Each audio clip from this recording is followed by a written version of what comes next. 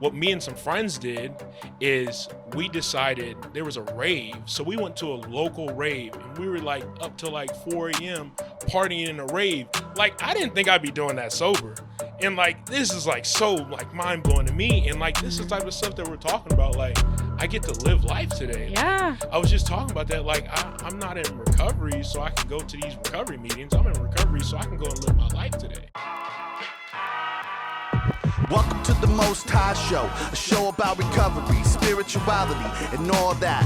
Produced, posted, and hosted by people in recovery who have strength and hope and want to share it with you. If you or someone you love is suffering, we want you to know you are not alone. This is the Most High Show. All right. Welcome to the Most High Show, made by and for people in recovery. A show about recovery, spirituality, and being human. Our mission is to provide impactful, community-driven media that informs, empowers, and inspires positive change. Real people, real stories, real life. This is the Most High Show. All right. Today, we're joined by Derek Little, sober since 19, coming up on 4 years of clean and sober, the youngest certified peer specialist in addictive disease in Georgia, and now a CARES peer workforce coordinator, training recovery coaches across the state. Thank you for joining us tonight, Derek. Oh, I'm glad to be here. Thank you. Well, why don't you give like a brief introduction, a little bit about who you are, a little bit about like your day-to-day. What is the life of Derek? I would say mostly about it is that I started working in treatment about like a year after coming into recovery, and so I worked at a treatment center called Southeast Addiction Center, and I worked there for about a year and a half, and then I transitioned from that after coming into recovery at 19, and then really I'll back up for a second, but like a little bit about where I started was like being like 1013 and being like 1013 in the hospital and kind of Sorry guys, there is stuff happening off camera that is disrupting the show. Our life source, the fan, has been knocked down. It's 1,000 degrees in the very hot in studio the for studio reference, tonight. and that fan, if it doesn't get lifted, I might explode live on camera. Okay. So sorry, back to being 19. I'm sorry. So all right. Okay, so being 19, like coming into recovery, for one, I didn't really like have the desire to get sober at 19. It was more so my parents kind of forced me into it before I had the realization that this is what I have to do if I wanted to stay in recovery and be in recovery. And like my first initial thing was being, let's say like 1013 in the hospital. And while I was there, I had this moment when I looked in the mirror and like didn't know what was looking back at me anymore. I had that feeling of just being hopeless. Mm-hmm. And I remember one thing that was so specific about that is that my nurse who was watching over me, she happened to be 30 years plus in recovery. Wow. And I like to say that's a coincidence or that's a godcidence. I don't know. But what I did like about that is I said, do you have any advice for me? And she told me to just get a 12-step sponsor. And like that was like the first moment where like I went on moving forward. So the first thing I did when I got to treatment center is I walked in, and the first lady I saw, I said, "Will you be my sponsor?" And like that, you know, I was still getting a little bit of a hold of things, you know, a little bit. And it was kind of like from there. And I think early on, like I remember I had like this shift kind of too, where like I kind of changed from doing like my AA journey or my 12-step journey as doing it for somebody else like my parents to now I'm doing it for myself. And when I had that moment, it was like my grandfather, he took me out to eat, and he was like, "Hey man, I just think you're too young to get sober. You're 19 years old. You can't get sober, man. You're too young, man. You just need to take it back a notch." I'm like, I don't know what taking it back a notch means. But I was just like, there's notches? Yeah. Y'all got notches? So I was like, I don't know what that means. I did one thing though, is like I was in the treatment center at the same time. And so I was like, all right, cool. So do I want to listen to what he's telling me and saying, take it back a notch? Or do I want to listen to these people that are in these recovery rooms that are talking about, recovery. And I was like, it was like that moment where like I took some advice and went the other way, because I'd seen the way my grandfather was for his whole life. His whole life, he was an alcoholic. My family didn't respect him. Nobody liked him in the family. He didn't have the respect. And so did I want to go that way, or did I want to go these other way? Because these people in recovery are talking about everything that they were looking for in addiction and in the drugs and the alcohol they had found in recovery. And I was like, oh, I want that. So I was like, let me see what this thing has to talk about. Well, that's really cool that you were able to kind of, as one of the sayings go, like play the tape forward on both of the paths that were presented in front of you, because I, unfortunately, I met a 19-year-old in recovery back when I was 17.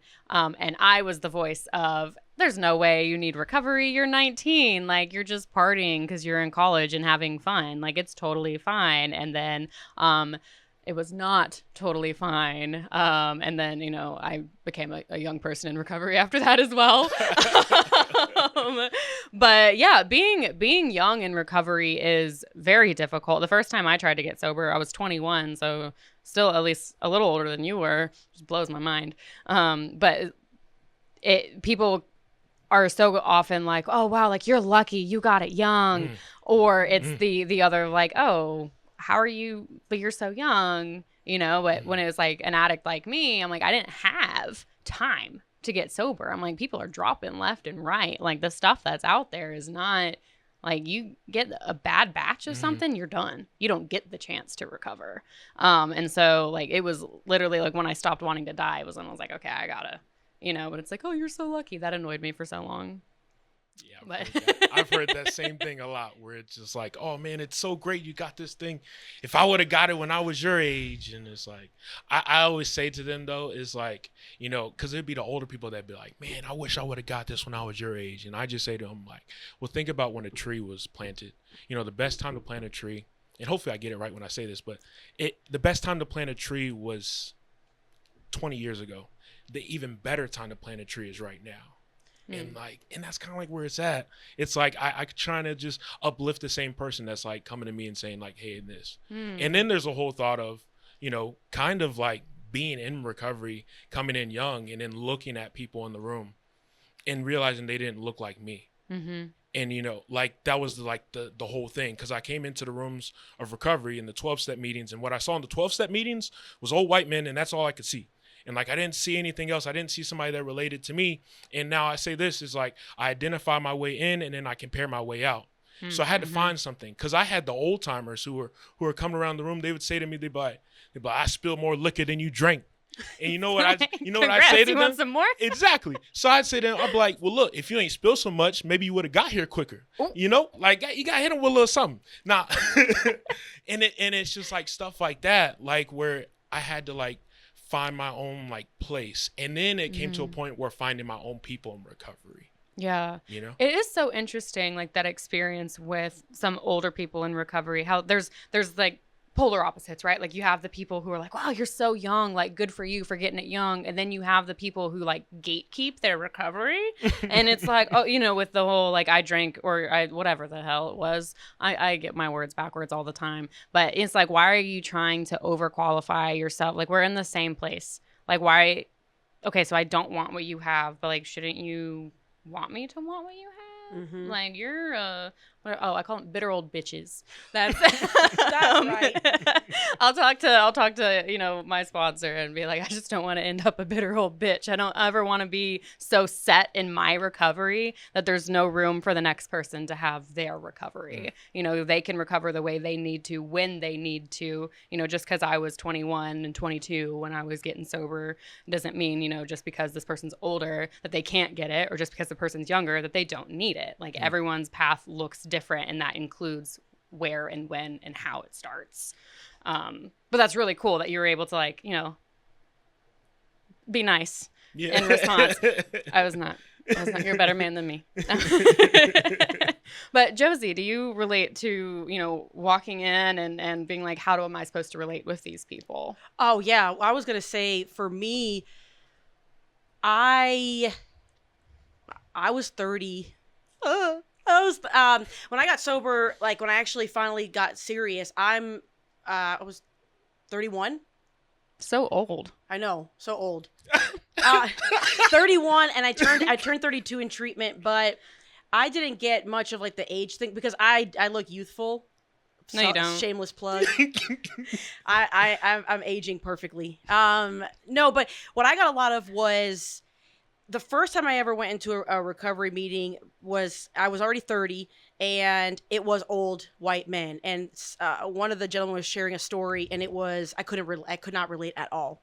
I was just like, what is he even talking about? But I knew I wanted to get sober. What I dealt with more so was people saying, what are you doing here? Why are you here? Because you don't look like you are an addict. You don't look like you're an alcoholic. I'll never forget one guy said to me, I was sweating bullets on this couch when I was in detox. And I was like shaking, but I needed to get out of that room. And he was like, you're pretty fine for a wino. And I'm like, what is this? Where am I? But yeah, I dealt with a lot of that of like, you don't look like, You're too pretty to be an addict. Well, I don't know. You don't look like you're an addict. I'm like, I don't know what am I supposed to look like? There was that. And there was also this, like being a mom. How can you be an alcoholic and have kids? Like, how do you, why don't you think about your children? Don't you think about your children and how that affects them? Like, just think about your kids and don't drink. And it's like, I would kill for my children, but I can't get sober for them. I can't get sober. I couldn't. And then also, being a woman, there's already like, there's not very many, at least like in my area, not very many women's groups, but the majority of the rooms are men. So then like finding women that I could relate to and finding women of color. I've, established like a pretty solid group of women. One of them's in the studio audience. But yeah, like meeting other Hispanic women that are younger and, meeting mothers. I sponsor women that are mothers, and that's just, for me, that's where I felt like I couldn't relate for a long time. I wasn't meeting a lot of people that were single moms, that culturally it's like, as a woman, you're not supposed to be an alcoholic. Like, get it together. Like, how could you? How dare you? This is a women's role. Only men are alcoholics. Mm-hmm. So yeah, for me, I had to stop looking for the differences. Because I kept finding all these differences. Mm-hmm. Men, white, old, too young, When I stopped looking at the differences, I just started relating to people's stories. Slowly but surely, I started making more and more connections, Mm-hmm. Does that make sense? Yeah. And what other kind of stereotypes did you face coming in? You're 19, babyface Nelson over here. Like how long did it take for you to be able to kind of make that separation of like, just because these people are having these preconceived ideas about me or making these assumptions about me, like that I still belong here?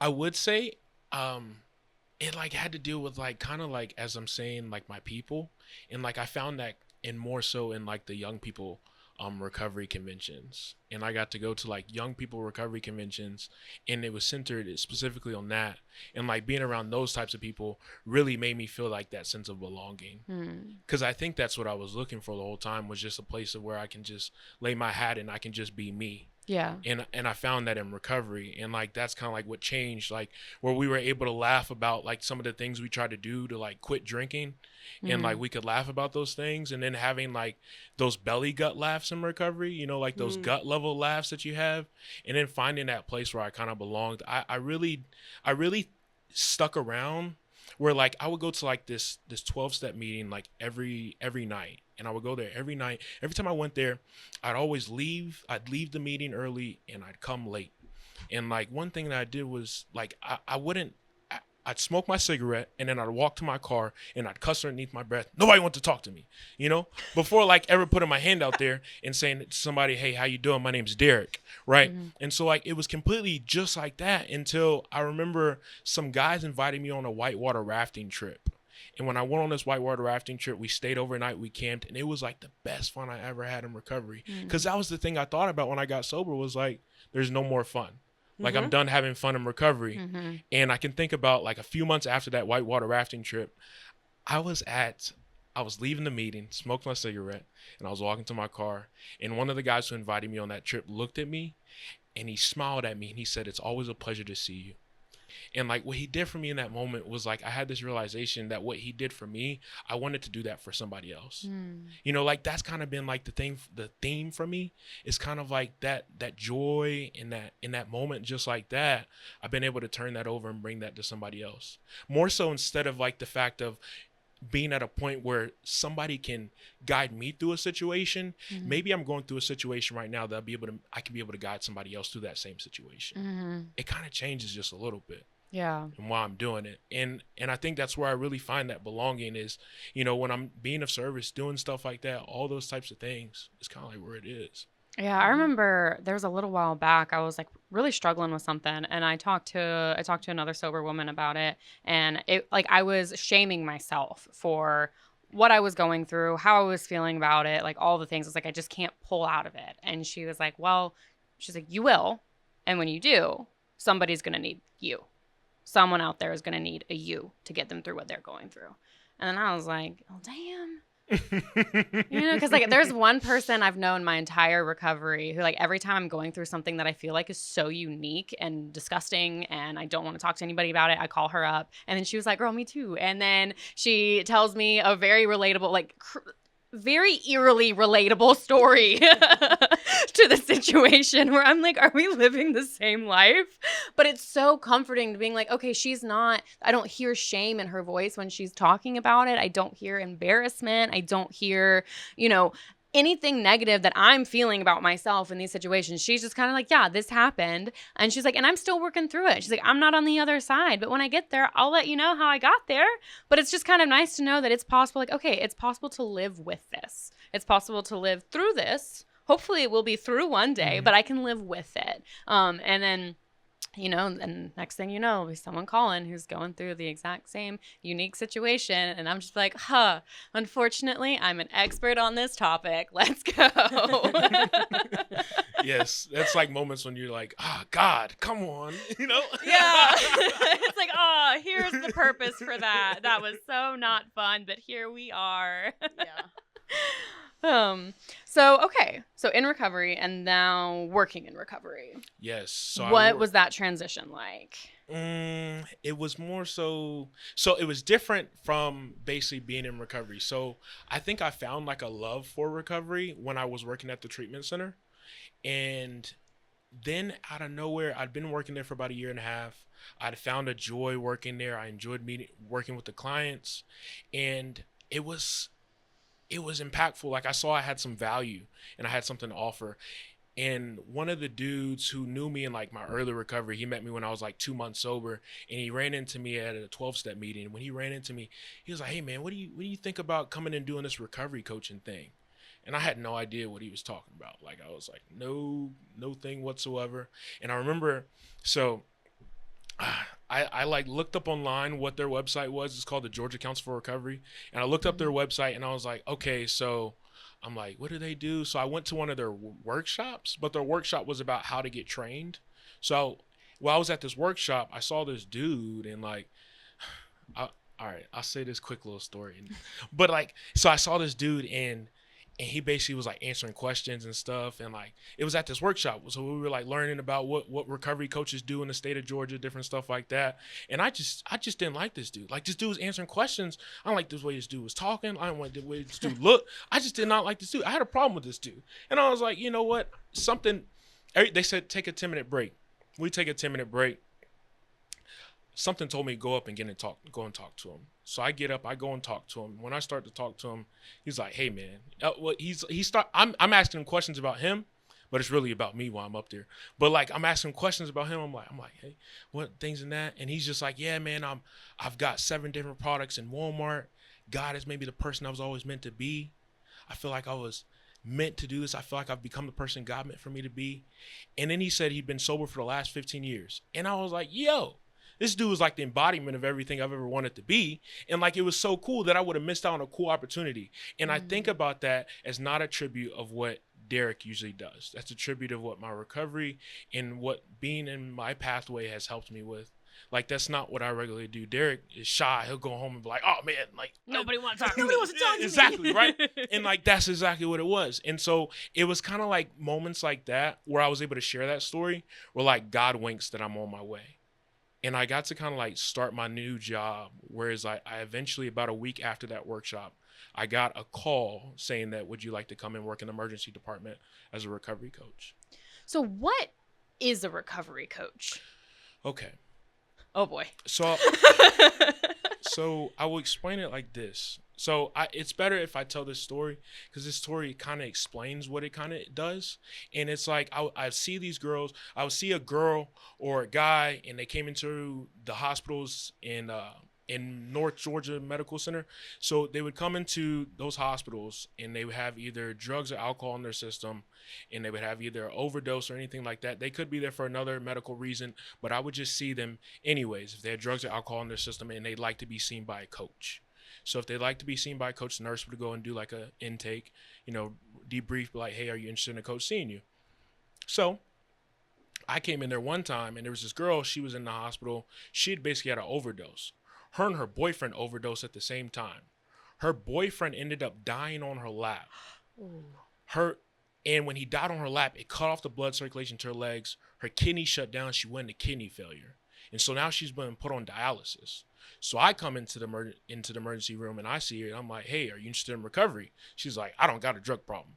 And it's like, y'all get that. And it's like, she was like, I don't have a drug problem.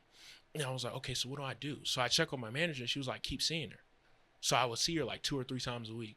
I come into the emergency room, and I see her, and we talk about ghosts, we talk about aliens. Shoot, at one time we literally listened to Taylor Swift in the hospital room, and it's like we're doing stuff like that, right? And it's like I look back on that experience is like what they say in my 12-step home group is be a living example, because you might be the only example anybody ever sees. Mm-hmm. And like, that's kind of what I felt like I was for her in that moment, was I felt like I was just an example. Like, she'll know that's what recovery is. Recovery isn't forcing it down my throat. Recovery isn't telling me I have to do this. Recovery is somebody who's just showing up and just trying to be a friend. And like, that's what it was. So it's kind of like we would see people in the hospitals. We'd see them over and over. Fast forward, I after she gets discharged, I try and reach out to her. No luck. Then I get a message about 5 months after that, and it's her. Mm-hmm. And she's like, hey, I really appreciate all the time you spent with me in the hospital room. And I was wondering if you'd be able to help me with our recovery. And it was like this full circle moment that I got to like experience that, where somebody was just like, hey, they're like, I got to see their full circle moments. So it's kind of like that. Like, the recovery coaching is more so different than, it's more so like peer led. Mm-hmm. So I don't walk into a room and tell somebody, hey, you need to go to these meetings, you need to do this pathway, you need to go and do this. I'm not telling you what to do. Because what does a clinician ask sometimes? And clinicians are great. What does a clinician ask? They say, hey, what's wrong with you? As a recovery coach, we start the conversation with what's right with you. Mm. And that's kind of like where it starts from there, right? And so it can be at the same sense of when we're asking those questions and like, and now this, I don't force recovery. Like, there's one guy I seen in the hospital every week, and we just talk about his coin collection, or we talk about this and that. And like, it was just building that connection over and over, building that connection. And the one thing that he described to me, and that I really got from that, was that he asked me at one point in time, he was like, well, Derek, I see you're sober and you're clean. So what did you do? And then, you know what I did? I lit up like a Christmas tree. Cause then I get to like talk about what I want to talk about now. Mm-hmm. And it's like, that's kind of like what it is more so it's peer led. The person knows what's best. The answer lies within them. It's not within me. Mm-hmm. It's not within the doctors, because they've already heard and been told what to do. The recovery coach is kind of like a guide. When I brought up that whitewater rafting trip. Mm-hmm. It's kind of like that whitewater rafting trip. It's like the guide. That guide is like the peer recovery coach. He's in the raft with you. Mm-hmm. Whereas instead of he's not across the table from you, he's in the thing with you. Mm-hmm. And that's kind of like where it is like that's kind of what coaching does. Is it puts it where it's next to each other. We're all equal. We're doing the same thing. I'm trying to guide you wherever you feel like you need to go. Mm-hmm. Instead of me telling you exactly what worked for me, because what worked for me at the end of the day might not work for you. Right. It's going to be completely different. I can tell you what worked for me, and that's all good and dandy. Yeah. I can't force that on somebody. Yeah. I think that was, being able to just meet people where they are, like truly meet people where they are. Because I feel like that's like something that gets said a lot. You just got to meet people where they are. And it's like, okay, but how? Yeah. Like, but what does that mean though? Because a lot of times people will be like, oh, you gotta yell at them. You gotta tell them where they need to be. You gotta get on their ass. I'm like, whoa. I'm like, if anyone did that to me when I was in early recovery, I actually told that to one of the first people that approached me when I was new the second time. I was like, if you ever tell me what I have to do, you will never see me again. Yeah, I was gonna say I love the way you put that, because I mean, we all know when somebody tells us what we need to do, we don't want to do it.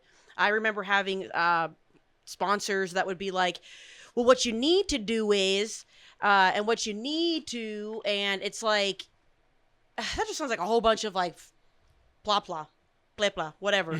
Like it's just it just sounds like a bunch of work. You're just kind of trying to give me some busy work, or you need to do it this way.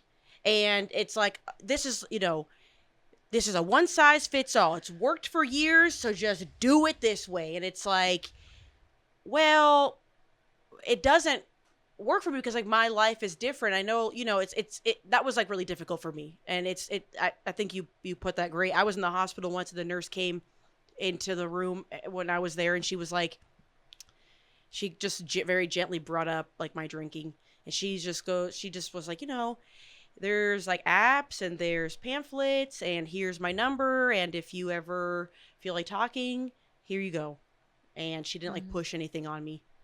That's good. Yeah. That's good. That reminds me of one time when you and I were working in the office together, like years ago. Yeah.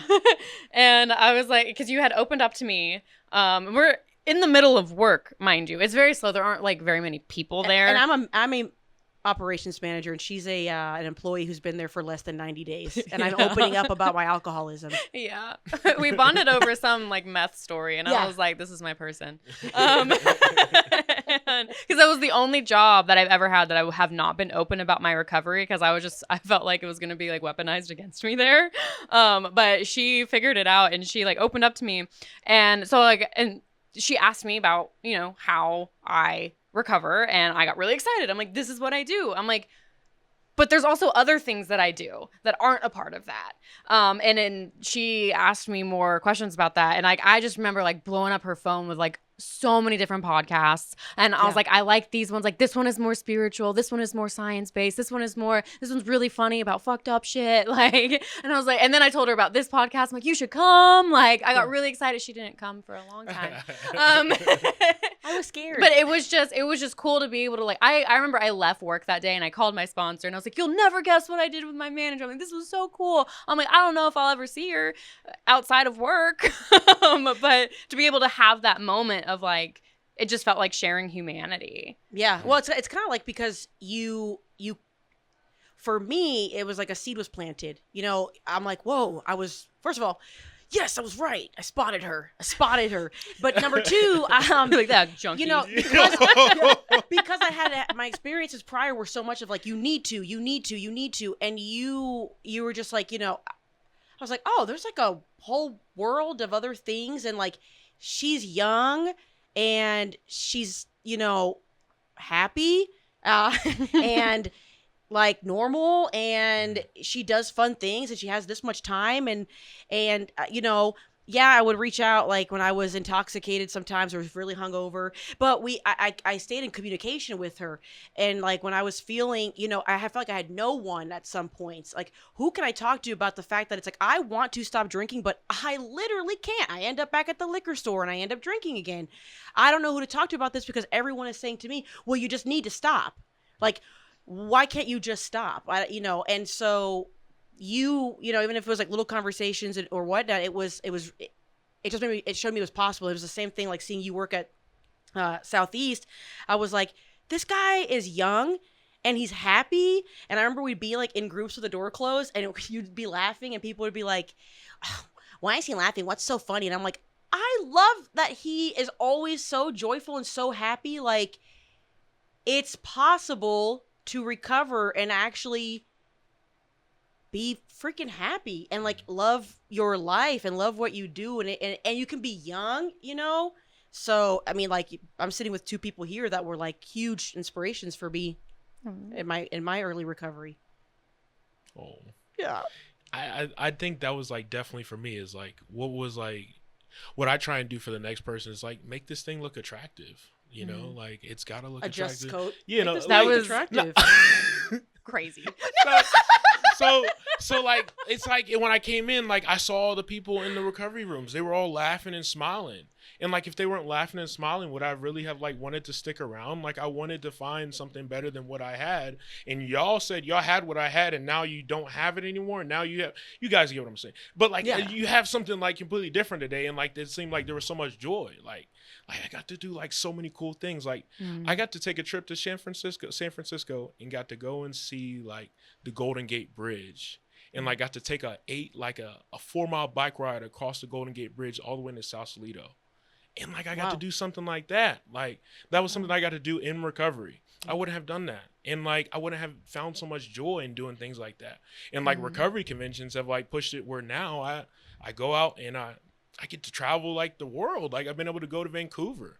I was about to ask. I was like, "Did you go to Canada?" I did. I went. Like to everybody Canada. and their mom went to Canada. I had to go, and it's like when I was there, like we had a great time. It was, you know what they did? They did like a flag ceremony. It was so beautiful. They had all the 90 countries that were represented, and then they did what me and some friends did.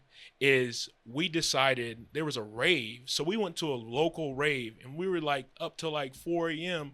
partying in a rave. Like I didn't think I'd be doing that sober, and like this is like so like mind blowing to me, and like this is the type of stuff that we're talking about. Like I get to live life today. Yeah. Like, I was just talking about that. Like I'm not in recovery, so I can go to these recovery meetings. I'm in recovery, so I can go and live my life today.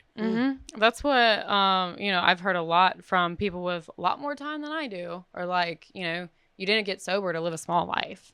Like you got sober to live a big life. Because something you had said earlier tonight was that you were afraid that you wouldn't have fun anymore and you got sober. And I thought the same thing, which was wild because I was homeless. And so I'm like, this is not fun. I'm like, what do you mean I'm going to stop having, I'm not currently having fun. Like I'm not doing anything. I remember distinctly before I got sober, I remember finding out the band Asking Alexandria was going to come to town. And Asking Alexandria was one of my first loves, like with like metalcore music. And I was like, I've always wanted to see them. I love them so much. Like they're coming to town. I'm going to go. And I was too scared to go. And so I didn't. And I got sober around the same time too. And then my sister-in-law, she hit me up and she was like, hey, NF is coming to town. I'm going to go. Do you want to come with me? And mind you, I had seen him way back in the day in like 2014 at some like tiny church in Canton, like back before everything blew up. And I was just like, I wanted to go so bad, but I was so scared. And now I'm like, well, I don't have substances anymore. So I'm like, I absolutely cannot go. I'm not going to be able to relax enough. And so like all I wanted more than anything, I just wanted to go to shows. I just wanted to enjoy live music. And I was so scared. It didn't matter if I had stuff in my system because then I wasn't remembering anything. Yep. And then I didn't have anything in my system. And now I'm like too scared. And I like stayed in this shell for so long.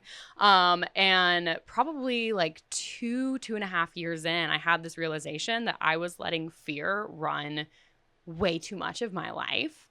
And I was like, you know what? No, I did not get sober to live a small life. Like, what's that people say all the time is like, God wants us to be happy, joyous, and free. And it's like, so let me actually experience what these words mean. And I've gone to so many shows now, and I've gone to multiple states in recovery. I didn't go to Canada. I went to West Virginia that weekend, you know? I was like, I'm going to go to the mountains, you know, deep in Appalachia.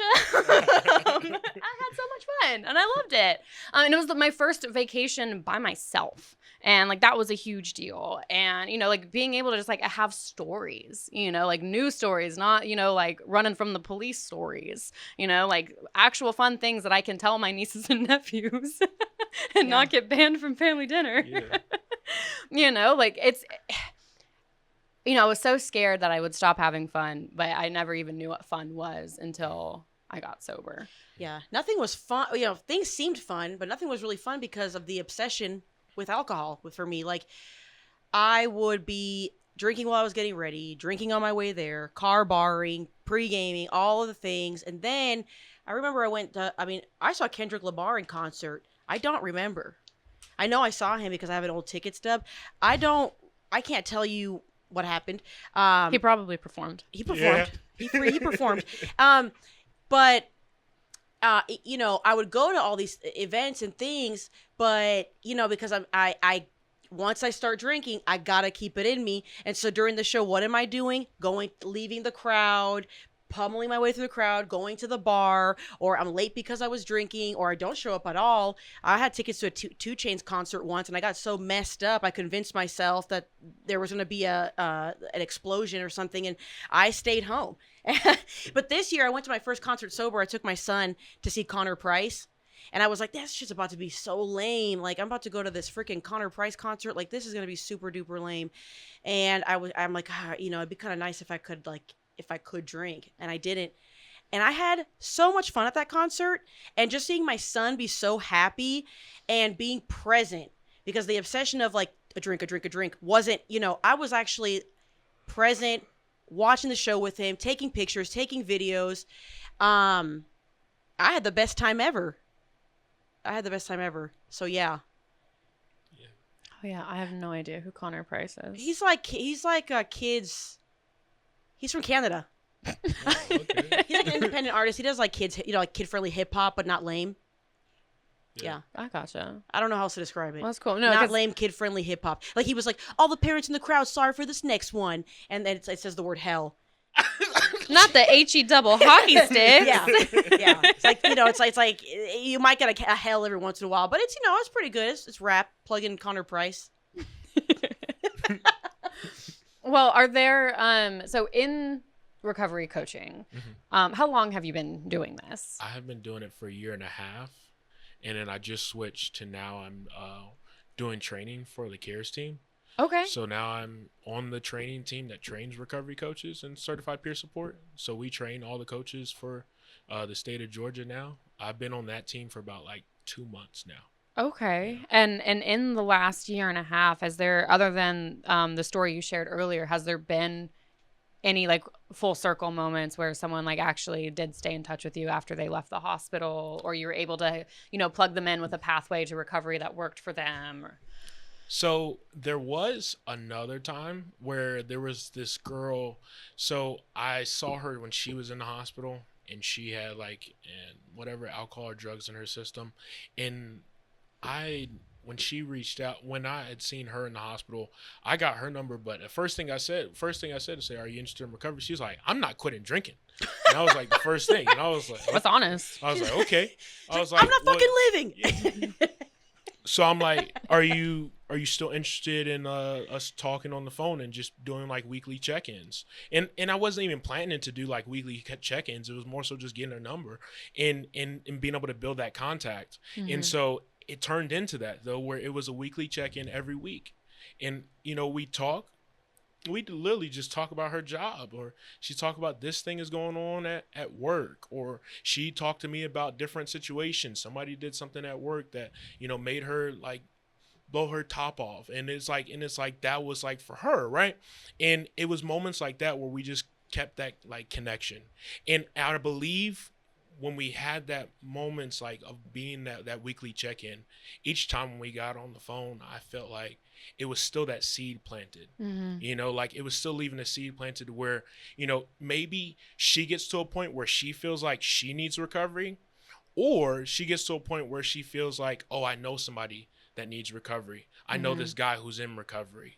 And then it reaches out to that person. Then they reach out to me. And it's more so like that, instead of just thinking like automatically. Again, like we're being like the face of that. So yeah, instead of being like, oh, well, you're not ready, and then like moving on to the next. Because that's the attitude that I hope I will never take on. It's like oh, you're not ready, so I'm not even going to like waste my time, because you never know what's going to hit. You never know when it's going to hit somebody, and how it could impact them, or, all of the people that they know. It's like, cause you impact one person and they have an impact on another person, and so on and so forth. So what kind of impact do you want to leave?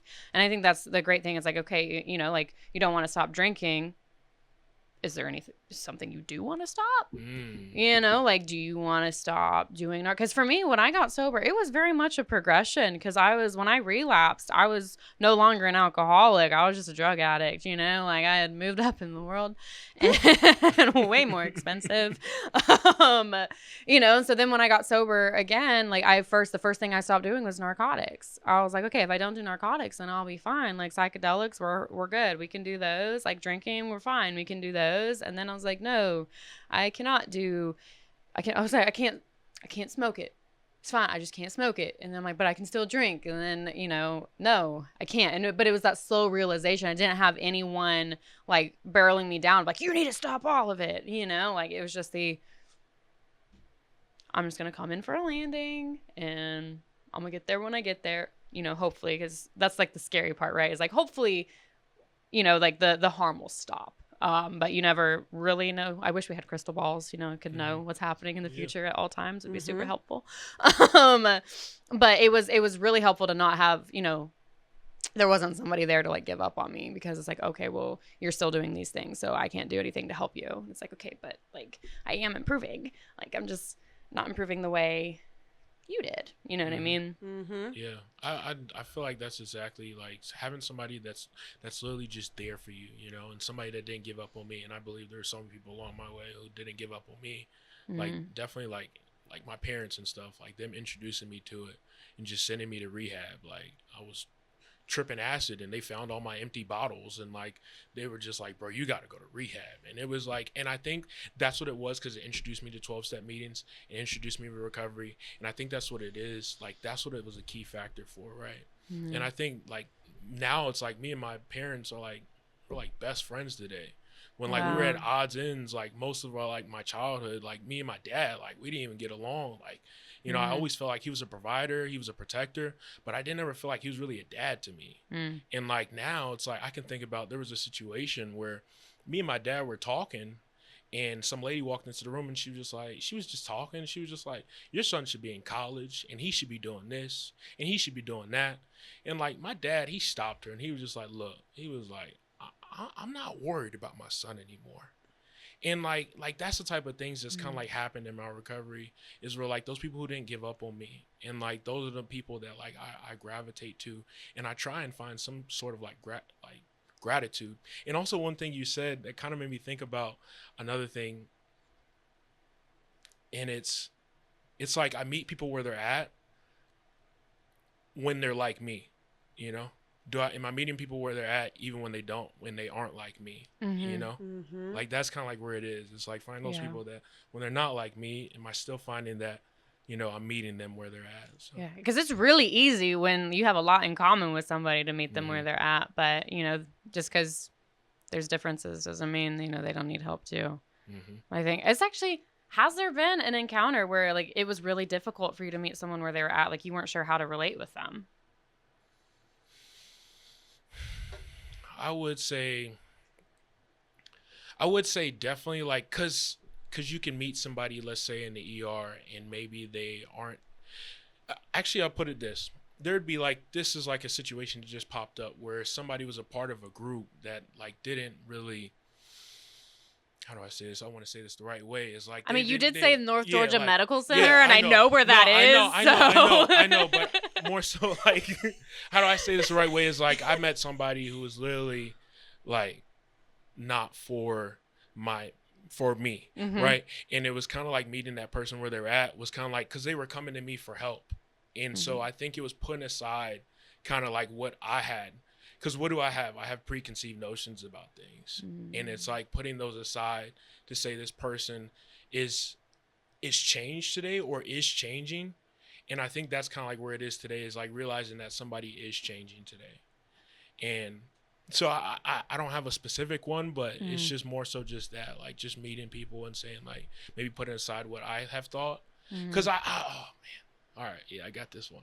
So there was this one guy, like I saw him in the hospital a bunch of times, and every time I'd see him, like, okay, I'm gonna see him again. And he came into the hospital at least 5 or 6 times within a year. And like it was like, oh man, I keep seeing him. And I got to a point where I was like, man, why does he keep coming in? Like, why isn't he getting this thing, right? And I had to like step aside, regroup my people, talk to God about it, and then kind of go back to the situation and be like, maybe this might be the time. And if it's not, I can't say when the next time is. Because then it goes to, what am I doing for, it's like the starfish story. Have you heard of the starfish story? So the starfish story is like, there's two guys that are walking on a beach. And when they're walking on the beach, the one guy, one of the guys, he picks up a starfish and he throws it back into the water. And then they keep walking. And then the two guys keep walking. And then there's another starfish. And the one guy, same guy, picks up the starfish and throws it back into the water. And the second guy says to him, he says, hey, man, why you throwing those back in? You can't save them all. And he was just like, but it made a difference for that one. Mm-hmm. And that's kind of like where it is even like dealing with the doctors and the nurses. And because they see this person coming in and out of the hospital, that it's automatically like, oh, man, this person is just an addict. Like, they're just going to keep coming in here again. And then it has to be to the point, because when do I know when the time is right now? Yeah. When I know when this person is going to say, I'm choosing recovery right now. Mm-hmm. So I have to remain like open to that new experience each time. Mm-hmm. And like kind of get that new perspective change where I can say like, oh, this might be it. And just remain open and just remain open-minded to each time. Yeah. No, I had a friend who was in and out of the hospital a lot. And I remember visiting her. It was actually on the day of my 2-year sober anniversary. And I spent the day in the hospital with her. She had amnesia, had just had an overdose. And I remember, I will never forget the medical staff at that hospital, because they treated her so bad and just sat there and watched it. I was like, I didn't even know if my friend was going to pull through. I didn't know if, she would ever remember who we were, who she was, if she was going to be alive. Like, there was so much stuff. And these nurses were just treating her less than human. And it just made me so sad, because it's like, yeah, she's here a lot, but like, she's still a human, and she still, deserves care and treatment and all sort of stuff. I'm like getting worked up. But it was just like, it was like moments like that. Just in that moment, I remembered like there is a stigma. Because sometimes I forget, because I'm like, so much of my life is in the community, and and the people who know me either didn't know me before recovery, or they've seen past that now, and so they're I live most of my life without having the stigma of like, yeah, I'm an addict, I'm an alcoholic. But in that moment, I was just like, wow, that is it was like being accused of like, oh, are you bringing her drugs? Like, are you like, I'm like, are you kidding me right now? That's not what we're doing. I'm like, I'm trying to sit with her because she is unwell, and I'm scared I'm going to lose her and never be able to see her again. No, I'm not bringing her drugs. What do you mean? So the fact that there's coaches in the hospitals who can visit with people like us, and because maybe the addict or alcoholic in the hospital needs to be reminded that they're human still. Yes. Yeah. Well said. Anyway. Are there any other misconceptions about any other misconceptions about your line of work that you run into that you want to clear the air on? I really would say to say any more misconceptions. I think there's like the whole thought that I had going into this, and like I told like, let's say like old timers that I knew, and I knew them in the rooms. And like I told them about what I was doing, and it was like one of them, he was just like, that's unethical. And like he thought it was wrong.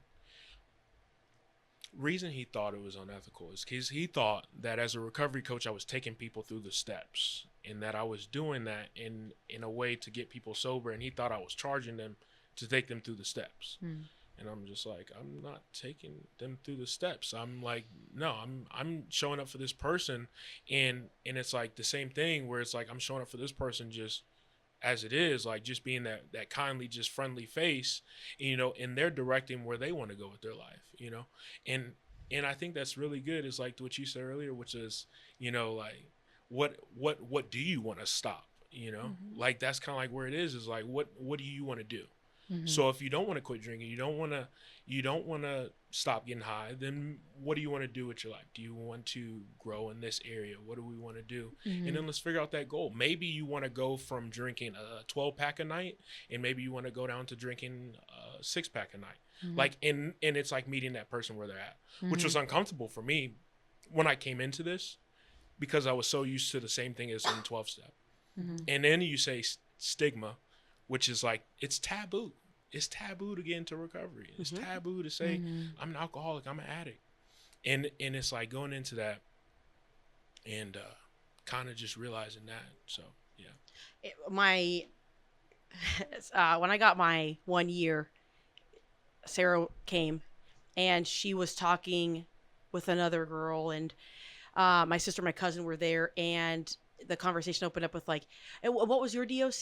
Blah, blah, blah. And yours? And my sister and my cousin, we got in the car and they were like, that is so weird. Like, they're like, we are not used to people just, they're like, because it is taboo. It's like, oh yeah, I used to do like, I used to like shoot, whatever. I don't want to like get graphic, but they were like that, I mean, sometimes when I'm talking in front of them and I say certain things, I can tell they get like a little jump. But yeah, I mean, I think with that experience you had with that person, it shows that, some people that have been in recovery for a long time, they really don't know that like things have gotten more modern and there are different approaches and different ways. I had a sponsor who said when I was doing IOP, she was like, quit doing those groups. It's just to get insurance money. Those groups don't work. The only solution is through the 12 steps. That is the only solution. I don't agree with you going there. I don't agree with this. I don't agree. She was just anti, all that stuff. And, it's just, in my opinion, it's just like closed-minded. Or also, to me, she was closed-minded because it's like you're just assuming that it's an insurance scam. But, I think it's important that you're having those conversations with people and you're like, no. I mean, I've met people and they're like, how does it work to be taken through the steps? What does it mean to have a sponsor? And I'll explain it to them, like surface level. And they're like, that person does it for free. So like normies in the world, they think that we should be getting, getting paid. And I'm like, no, this is all, it's foreign to them too. But yeah, I think it's important for you to be having those conversations. I think it's cool. And I think the important part too about the story that you shared was as that happened, you reached out to other people too. You weren't just taking one person's word for it. You're like, what do other people think, though? Because I remember the book you texted me. You're like, is this right? Like, should I listen to her? Like, I was like, you know what? Because I love, too, how earlier you were talking about, like, don't tell me what to do. But there's been so many times you're like, will you please just tell me what I'm supposed to do? Tell me what to do when I ask you to tell me what to do. But don't tell me what to do if I don't tell you. Tell me what to do. But no, but that is important because it's like if you do come across, in all aspects of life, we're going to run into people that we don't like. We're going to run into people that we don't agree with and people who don't like us or agree with us. But it, like the super cool thing about especially being in recovery is being connected to a community. So I don't have to make these decisions by myself. You don't have to make these decisions by yourself. None of us have to make these decisions by ourselves. And in my experience, when I make decision with my community backing me, it's a lot better decision than when I'm like, no, this is correct. I'm going to take, like one person's word for it of like, this is how it's supposed to be done, and then live a miserable existence for a brief period of time until I get the community back involved. Yeah. But okay, we have a rapid fire for the end of the night to end it on a lighter note. Yeah. You ready? I'm ready. What is a song that defined your early recovery? Ooh. A song that would define my early recovery is probably, what's that Adele song?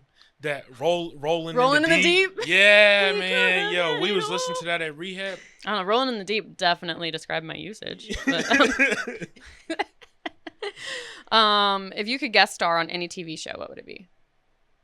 Guest star on any TV show? Grey's Anatomy. Supercell. Supercell. It's this show on Netflix, and they got like everybody's got like superpowers. What? Supercell? Supercell. Oh. Supercell. I'm telling you, it's good. It's a British TV show. Oh, so it's Supercell. Supercell. Okay. Sorry. she forgot how to read for a second. I got lost. I was thinking about super sale. What's the one thing? What's the one thing you need to decompress after a long day? After a long day, I think I would probably say like work out or something. I say work out. Yeah. Oh yeah. Yeah. Definitely go swimming. I do like swimming laps. So doing that's kind of like just gets me in my mode. Nice. So yeah. I love being in water. Earlier, I was doing an exercise with Christian, and I pictured myself as Ariel. Anyway, what's your go-to hype phrase or mantra? What were you guys doing? It's an exercise. What's your go-to? What's your go-to hype phrase or mantra? My go-to hype phrase or mantra is my friends all say it. We all say it. It's like let's go. So yeah, Hell that's yeah. it. Let's go. Yep. Simple, to the point. Yeah, to the point. Yeah. Let's go. Come on, let's go. Yeah.